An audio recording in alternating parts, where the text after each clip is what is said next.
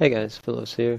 This is going to be a short video just kind of touching base on some useful items for next patch.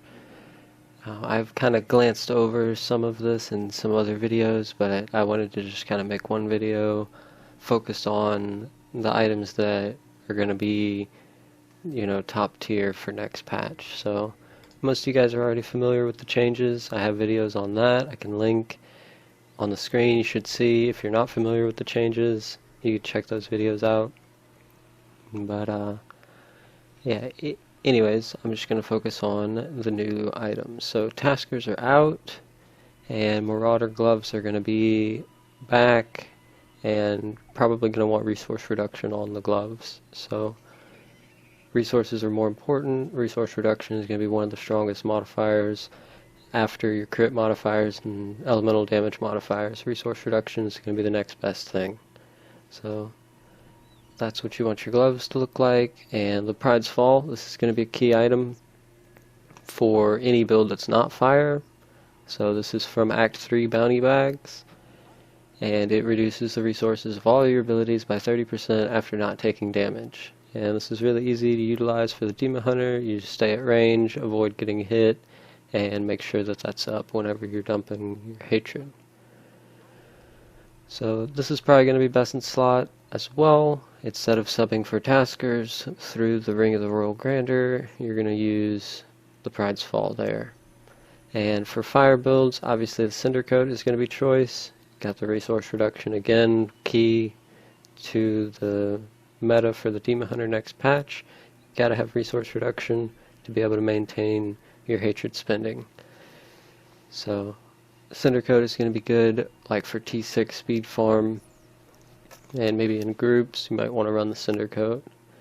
And obviously the Ring of the Royal Grandeur here, I have this one with resource reduction. As I mentioned, it's going to be more valuable, so looking at running that.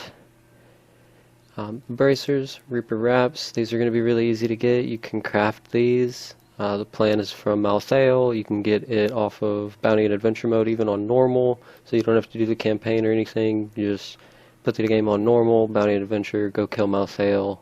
He will drop the plan, allow you to craft these. That's going to be fundamental for the resource generation. Again, back to the whole resource situation. Resources are going to be extremely important now, so you're going to want to have some Reaper Wraps. And then the Bombardier's Rucksack. The damage coming per sentry, you're definitely going to want to have a Rucksack.